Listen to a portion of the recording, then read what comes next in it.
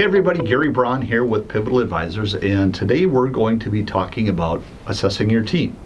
We're at this time of year when we've just got our new goals, we just got our new quotas and everything else, and now we got to figure out how to do that. And one of the first things that a lot of sales leaders do is they say, do I have the right people in the right seats to be able to execute on whatever our strategy is?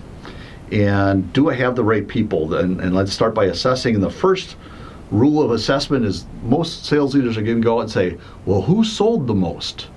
And they say, whoever sold the most is my best seller. That can be super, super deceiving, because maybe they sold the most because they had the best territory, or they had the best accounts, or maybe they got a big deal, or one of their accounts did really well and they didn't even have to be that good. They were just kind of along for the ride. Maybe they got a bluebird, something just landed in their lap and they were able to sell that. A lot of times we find that the people who are the best sellers didn't necessarily sell the most. So I want to look at other things. I want to look at how many new accounts did they land?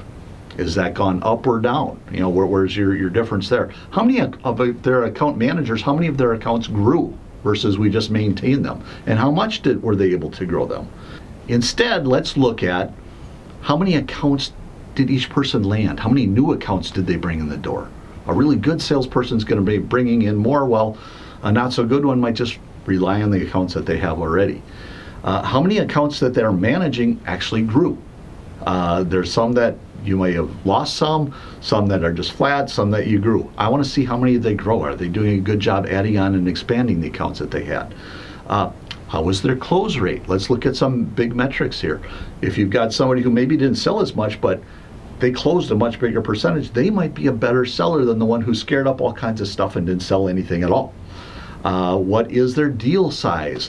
What type of activity? Who's scoring the most number of new opportunities? Look at this stuff. This is all great data. And if you look at the data, I'm just shocked every time we go out and we pull this data together for a sales team and we show it to the sales leader. They go, oh, I had no idea. Boy, that person's really doing a good job. I thought that was the best person.